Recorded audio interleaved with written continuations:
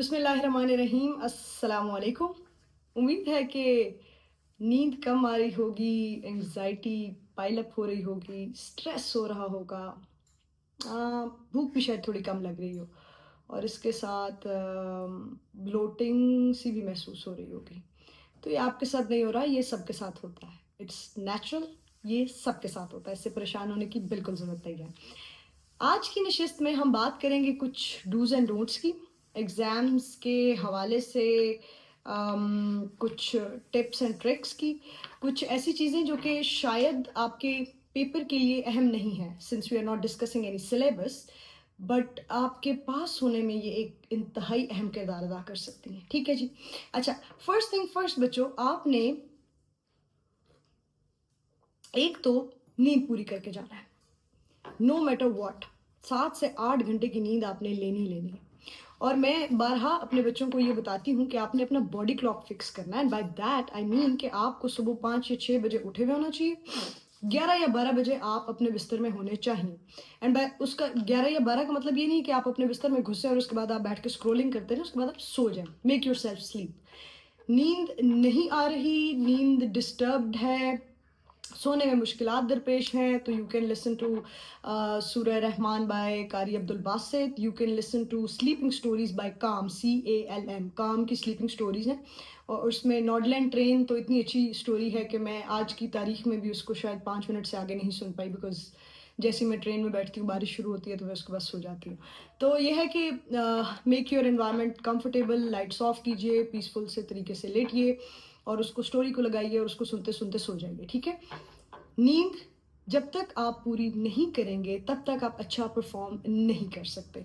इसकी एक आसान सी अगर मैं आपको मिसाल दे के वजाहत करने की कोशिश करूँ तो स्कूल कॉलेज में आपके साथ अक्सर ऐसा होता है कि आप एक पेपर अटेम्प्ट करके आते हैं और आपको लगता है कि आपने बहुत अच्छा अटेम्प्ट किया, मतलब आपने इसमें बेस्ट ऑफ द बेस्ट दे के आए हैं अपना। ठीक है।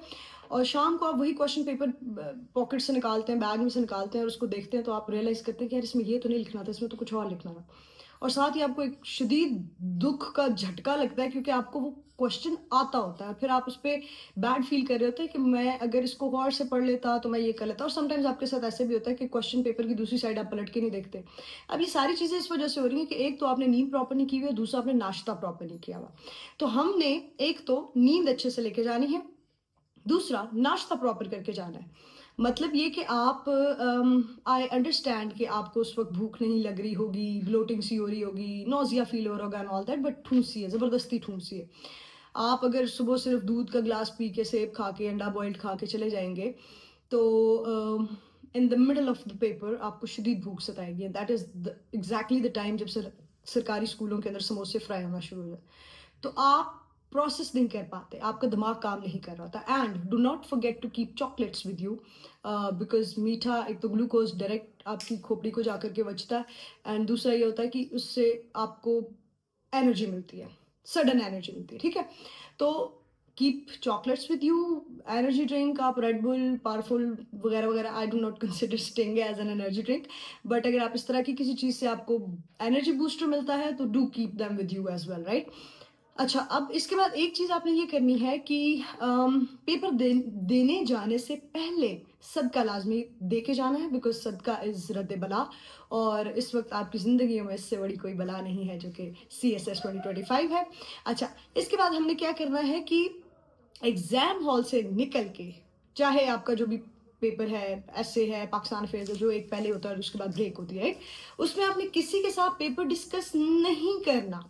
Do not discuss anything with anybody कि मैं इसमें ये लिख के आया हूँ, तुमने क्या लिखा है एंड ऑल दैट। उसके बहुत गंदे और नेगेटिव किस्म के इम्पैक्ट्स आते हैं। तो do not discuss your paper with anybody. हो सकता है कि आपने ठीक डायमेंशन पिक की हो, किसी दूसरे ने गलत की हुई, और वो इतने कॉन्फिडेंस से आपको ये बात बताए कि आप अगले पेपर्स अपने ख़राब कर लें। एक चीज़। दूसरी चीज़, अगले पेपर की रिवीजन करने से बहुत बेहतर है कि ईट समथिंग। देखें, आपने 4 महीने, 6 महीने, साल, 2 साल जो तैयारी की है, तैयारी आपकी हुई भी है। ठीक है। ये जो एंड टाइम पे चीज़ों को करके रट्टा लगा लेने की कोशिश होती है ना, ये बिल्कुल एक अच्छा आइडिया नहीं है, बिकॉज उस टाइम पे जो चीज़ें आप पढ़ लेंगे, अगर वो पेपर में नहीं आएंगी तो आप बहुत बुरा फील करेंगे कि मैंने तो रिवाइज किया था, आया नहीं। अगर आपने वो चीज़ें रिवाइज की और वो पेपर में आई तो आप उस वक्त कंफ्यूज हो जाएंगे कि मैंने इसमें ये पढ़ा था या ये पढ़ा था। ठीक है। क्योंकि आपने कुछ ठीक से ढंग से खाया नहीं है। और अगर आपने उस वक़्त बहुत अच्छा सा कुछ खा लिया है, एनर्जेटिक सा, हेल्दी सा, फुलफिलिंग सा, तो आपका ब्रेन खुद कैलकुलेट करने की सिचुएशन में होगा कि ये मैंने पढ़ा है या नहीं पढ़ा और मुझे इसके अंदर क्या लिखना है, ठीक है? Getting my point? अच्छा, इसके बाद अगली चीज़ आपने ये करनी है कि पेपर में किसी किस्म की कोई कटिंग ओवर राइटिंग नहीं होनी चाहिए, ठीक है? आपके एग्जाम हॉल के अंदर दीवारों पे अगर कोई आयतें लिखी हुई हैं, कोटेशंस लिखी हुई हैं, छाप लीजिए वहां से, लिखिए उसको अपने पेपर के अंदर, ठीक है? इंकलकेट कीजिए उस चीज को। और सबसे अहम चीज आज की नशिस्त के हवाले से, आपके हथियार। आपके हथियार में जनाब आपके पास चॉकलेट हो सकती है, नट्स हो सकते हैं, ड्राई फ्रूट्स हो सकते हैं। अपना पानी लेके जाइएगा, वहाँ के पानी पे बिल्कुल इक्तफा मत कीजिएगा, बिकॉज डायरिया भी होने का खदशा है आपको। और अब आजकल जो दिन चल रहे हैं, कुछ खट्टा नहीं खाना, कुछ ठंडा नहीं खाना, नींद का ख्याल रखना है, स्ट्रेस किसी किस्म का नहीं लेना। कोई भी चीज जो आपको डिस्टर्ब कर रही है, पिंच कर रही है, just block that thing, right? Get rid of all these unnecessary जो चीजें आपकी लाइफ में चल रही हैं, डिस्ट्रैक्शंस, ठीक है? To be accurate. अच्छा जनाब, आप लेके जाएंगे 2 फुटे। अभी मैंने ढूंढा, मुझे अपने पास से बड़ा फुटा मिला नहीं है, ठीक है? 2 स्केल होंगे आपके पास, एक ये छोटे वाला होगा और एक वो जो बड़ा स्केल होता है, राइट? तो सबसे पहले हम क्या करेंगे कि हम पेपर के ऊपर मार्जिन लाइंस ड्रॉ करेंगे, okay? And we are going to use the cut वाला marker. Let me show you the nib. I hope it's visible, right? तो कट वाला मार्कर, हेडिंग्स भी हम इसी से लिखते हैं, मतलब मेरे बच्चे तो इसी से लिखते हैं, और हम we write self explanatory headings. तो आप अपने पेपर के ऊपर पहले ये लगाएंगे, एंड मेक श्योर एक पेज के ऊपर लाइन लगाने के बाद कीप अ रुमाल और अ टिश्यू विद यू।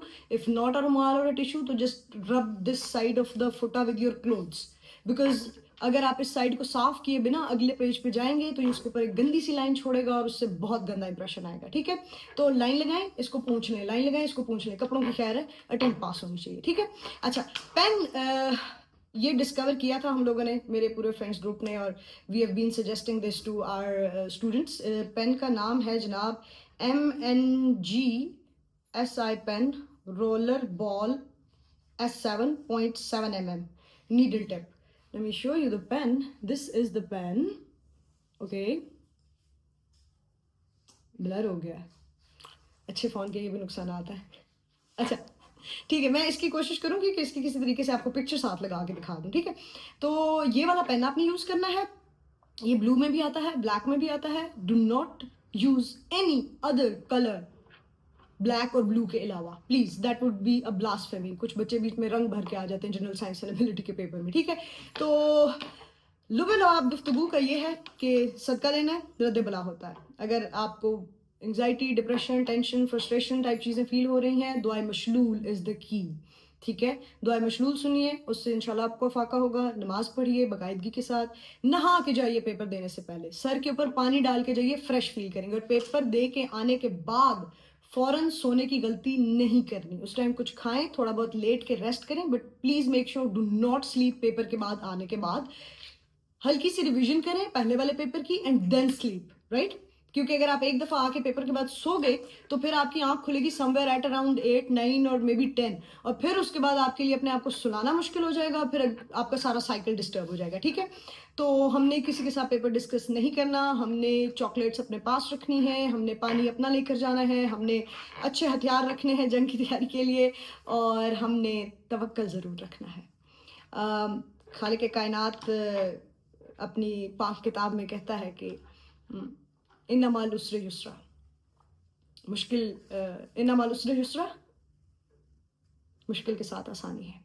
और फिर वो ये भी कहता है कि लक़द खलक़नल इंसाना फ़ी अहसनि तक़वीम, आप अशरफुल मखलूक़ात हैं।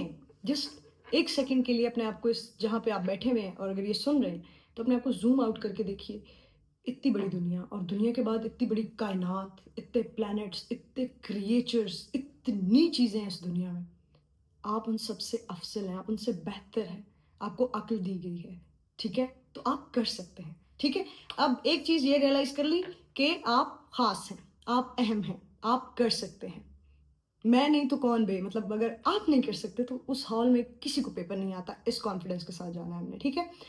और फिर एक खूबसूरत सी आयत जो कि मेरी फेवरेट भी है, कि अल्लाह की रहमत से मायूस नहीं होना। वो बड़ा करीम है, वो बड़ा रहीम है, वो नवाजने पे आए तो ट्रस्ट मी मेरे जैसों को नवाज देता है। And by that I mean कि I was never a well read person, I never ever completed syllabus of anything, but ये उसका करम होता है, ठीक है? तो मेरी दुआ है कि मौला आप सबको इस मुश्किल इम्तिहान को मुसक्कर करने की तौफ़ीक अता फ़रमाए। अपना ढेर सारा ख़्याल रखिएगा, दुआओं में याद रखिएगा और वालिदैन और बुज़ुर्गों से दुआएँ लाज़मी लीजिएगा, सदका दे के जाइएगा। ऑल द बेस्ट, अल्लाह हाफ़िज़।